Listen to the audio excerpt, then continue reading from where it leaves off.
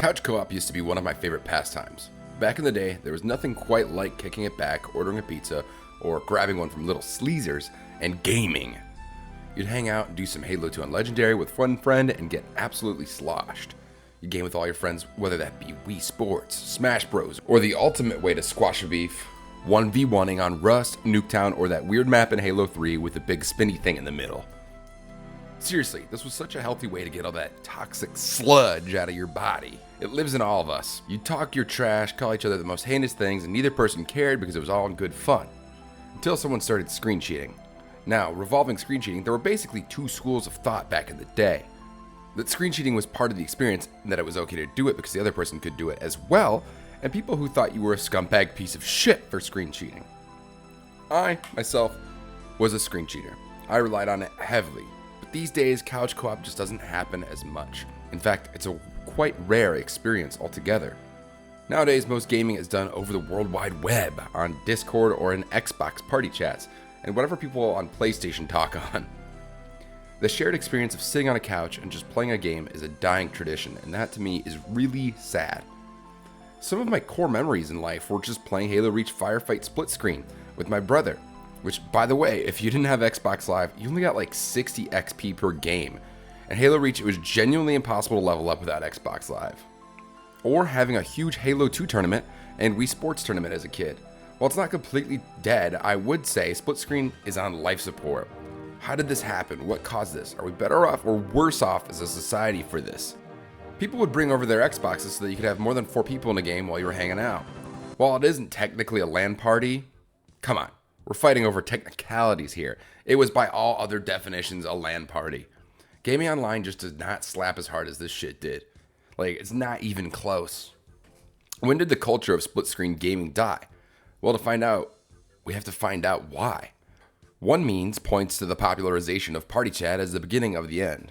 While being able to talk to all your friends online at the same time from the convenience of your home may have played a factor in it, the truth is split screen culture was definitely still alive and prominent during the time of the Xbox 360 and PlayStation 3.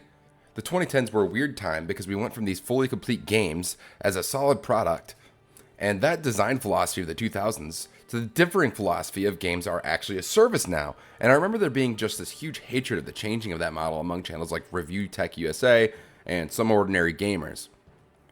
What didn't help was that online gaming was just generally more profitable because online multiplayer encouraged these live service models filled to the brim with microtransactions, and holy shit, at the time it was so bad. Now unfortunately it's the norm, but with different franchises and publishers more established in these ideologies, the consumer has a sort of learned expectation from who. That doesn't mean there isn't the occasional banger that pops out of somewhere unexpected or the occasional piece of shit that smears itself over a developer you used to love. I feel like another reason split screen gaming died was social media. It just wasn't as big back then. Maybe I'm completely wrong on this, but I feel like we were not on social media nearly as much in the late 2000s and early 2010s. So I think that the time we would be spending doing social things got replaced by sitting on your couch and scrolling TikTok for 4 hours straight. Overall, it's easy to see why it's declined so much, but damn, do I just miss hanging out with someone on the couch and playing a video game for no reason other than it simply sounded like a fun thing to do. The day split screen gaming died was the day when gaming moved from the couch to the chair. Fuck this chair. Nobody wants to do split screen gaming on a monitor. It's so small. How am I supposed to see that? For me, gaming moved from the TV to the monitor in the Xbox One and PS4 era. I think what truly did it in was the limitations of quote-unquote next-gen consoles. Halo 5 did not have split screen on release. I repeat, the flagship console seller franchise, known for its split screen, did not have split screen. This isn't because people didn't want it. At the time, this was received extremely poorly. People were pissed about this, and rightfully so. Okay, nobody should run out and buy an Xbox One, or 2 for that matter, just to play with a friend. Fuck you, Microsoft. It was promised, and then everyone was told, nope, we're not doing that. It wasn't added simply because the new hot next-gen console was so pathetic that it could not run Halo 5 on split screen properly. Sony didn't have a super strong relationship with couch co-op either. After the critical and commercial success of The Last of Us, they went a more narrative-focused direction. Don't believe me? Uncharted 4, New God of War, Spider-Man. None of these games are designed around split screen or being casual experiences. And I'll tell you one thing, Halo Infinite didn't have split screen either, after promising it again. Fool me once, shame on you. Fool me twice, shame on me. Despite what modern developers think, I do think there's a very strong market for a return to couch co-op games. Case in point, the Nintendo Switch. It is the third best selling game system of all time, just a pinch behind the PS2 and the DS. And what are the best reasons to buy a Switch? Let me think. Smash Bros, Mario Party, Mario Kart, Super Mario Wonder, which to me was very unexpectedly good. The Switch itself is a love letter to the couch co-op type of game, which means that people crave this in-person social aspect of games. That doesn't mean the only flagship games the Switch had were couch games. Mario Odyssey and Breath of the Wild sold extremely well. And yes, I don't count Mario Odyssey as a split screen game. Getting able to play as the fucking hat does not fucking count. How can you talk about split screen games without talking about Hazelight Studios? Man, now every time one of these games comes out, it feels like an event.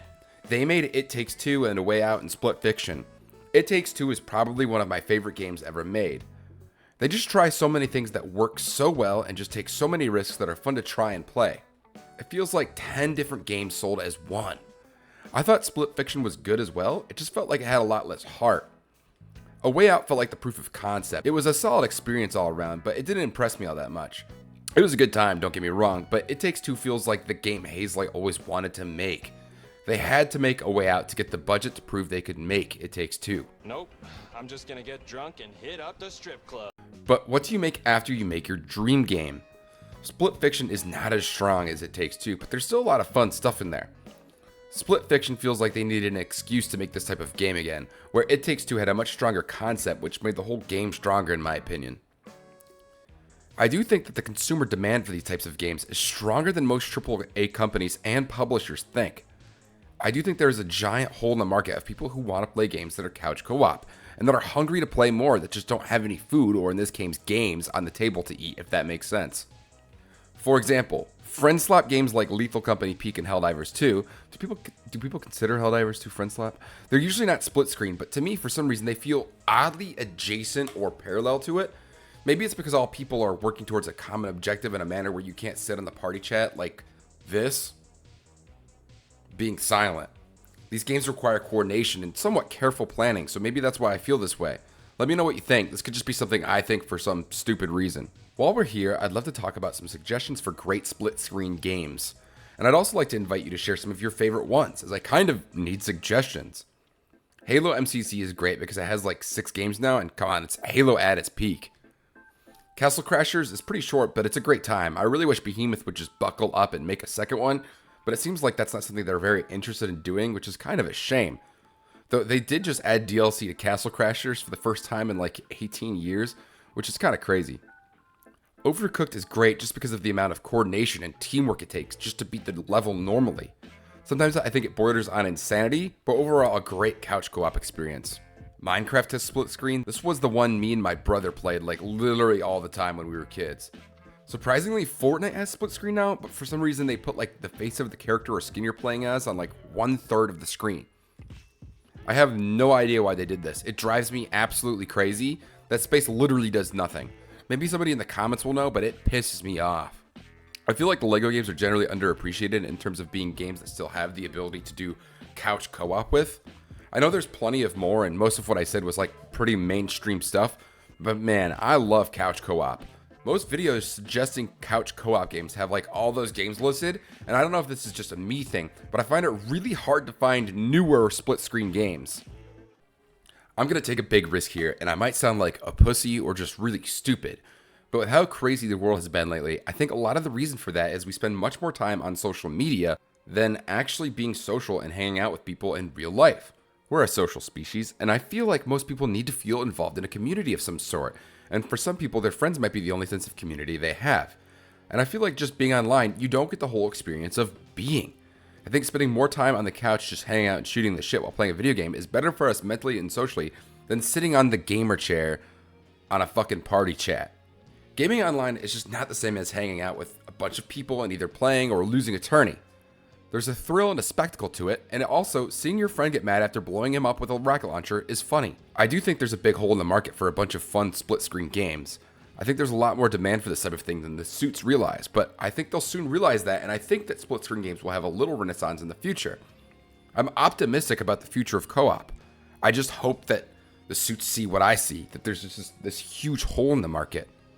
We'll just have to wait and see. So that's the video.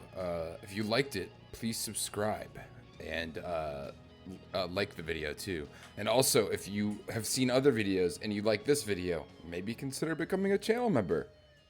Appreciate ya. Bye-bye. Also, another really awesome suggestion that is like hyper underrated is a game called Splitscreen. I'm so stupid. It's a game called Slipstream. Slipstream. That game rocks. It's so underrated.